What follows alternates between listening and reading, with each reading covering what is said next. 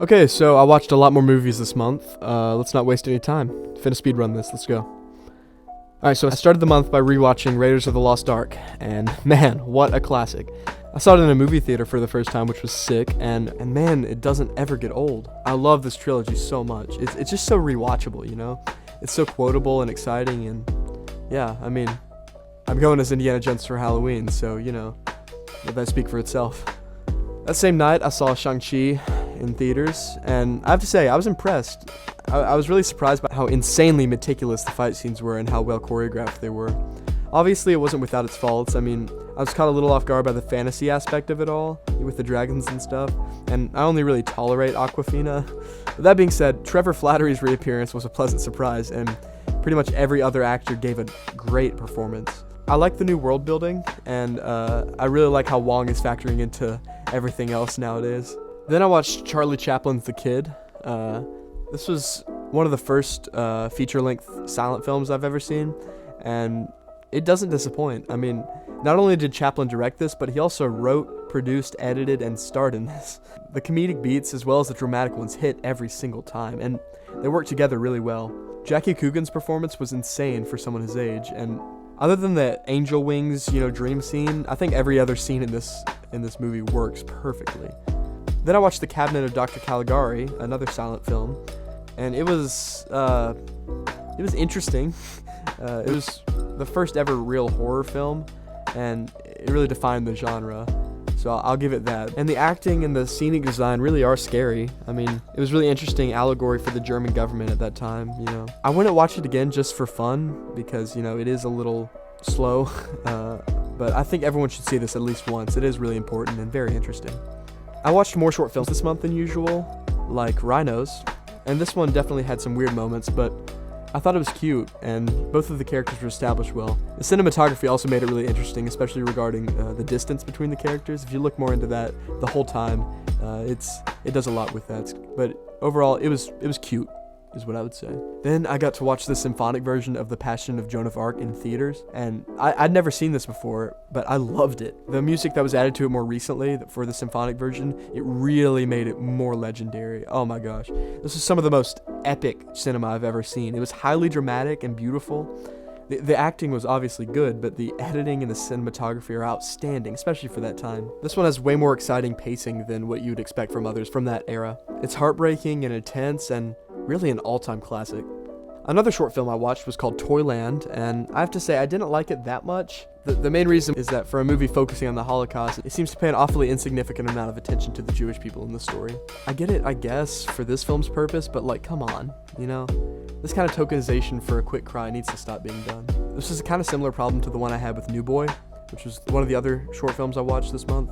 I guess, I think they seem to be tokenizing learned racism, as important as it is to understand, just have a shocking effect. I also didn't love how Joseph just kind of laughs it off and moves on by the end, but I guess I understand that's how kids can be, but I wish it just had not been so passive and accepting of Christians' racism, but rather explored its roots in his parents and his environment. I don't know. Then I rewatched Knives Out, and this is such a gem, This was my favorite movie released in 2019, and still is, I think. The writing is incredible, subverting our expectations, not for the reveal, but for where it will subvert our expectations, because it knows that we expect there to be some sort of plot twist or whatever, but then subverts that. It tells us who the murderer is halfway through, and then turns it into a completely different story, but then pulls a 180 and says that even they were wrong. I love the scenic design and also the cast of very strong characters. You really know this family, and it pays off in the end, too. Such a solid mystery film. I rewatched 500 Days of Summer, and I really think it's one of the only movies that shows love realistically. Even through its ridiculous scenes, it's very realistic with emotions, at least for me. There's a bunch of really fun and really sad moments mixed together really well, and I'd say it's super rewatchable and one of my favorite love stories for sure. Then I watched another short film. It's called Travelers into the Night, and I thought it was really just a lot like every other short film I've been watching in my film classes. I mean, it's just weird for a bit before making sense and then having an unexpected ending, I mean, it was really entertaining, but nothing crazy. Polaroid was the next short film I watched, and it was very short and very scary and also predictable. The next short I watched was called 1500 Words, and I think it used dialogue, framing, and good acting very efficiently to make what is a really funny story work.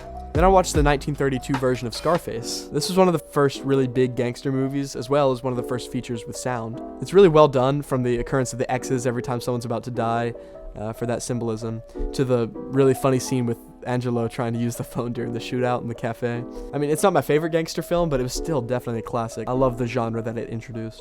I watched White Chicks for the first time, and I liked it, I think. I mean, I wouldn't say it was a good idea, nor would I say it had good execution, but that being said, I had fun watching it, but I wouldn't give it more credit than it was Then I watched Venom, and I'd only seen the trailer before, and I was really surprised to see that pretty much everything in the trailer happens in the last 5 minutes of the movie. I do respect how it didn't let on too much about the plot, but I was kind of underwhelmed by the plot. I mean, the acting was obviously really good, and it had some pretty memorable moments, but it didn't have a very memorable villain, and it just felt like nothing ended up happening at all.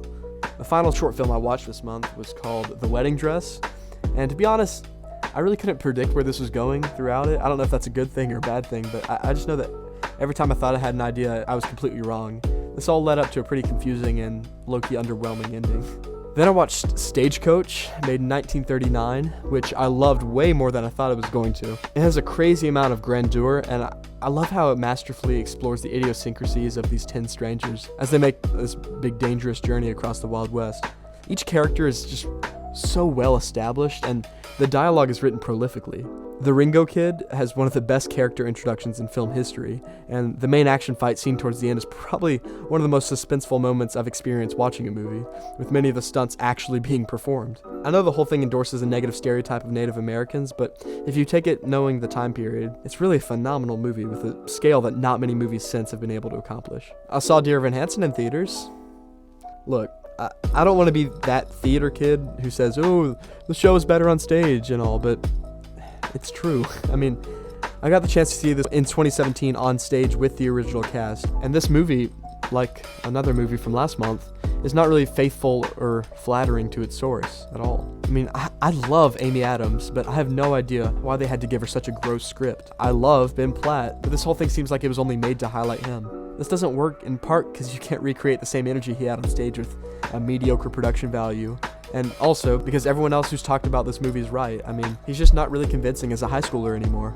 Obviously, I still enjoyed some of the songs. I mean, Sincerely Me and You Will Be Found were bearable, and Requiem was good, but I was really mad that they took out Good For You, and they muffled the emotional weight of Waving Through a Window because they used it for cheap exposition. Overall, it was fine to watch once, but I'm not going to be seeing it again anytime soon. I finished the month by watching Venom Let There Be Carnage in theaters. I'm really partial because I can't dislike a movie with Woody Harrelson in it, but I really was entertained more in this one than the first one. The kind of breakup story that happens between Eddie and Venom is hilarious, and this was overall going for a more comedic tone in general. Carnage was very well executed, and I think that fixed the trouble with much of the first film. That is, a more convincing villain. Obviously, the end credit scene had me, as well as the rest of my all-male freshman dorm who were with me, hollering and freaking out in the theater. I'm not gonna spoil it, but man, am I excited. Yeah, so that's the month. It took a while, I know, but I hope y'all enjoyed. October, November, and December are supposed to be crazy for new movies, so look out for those videos when they come out. Cool. I truly hope each of you have a really good month. See you soon.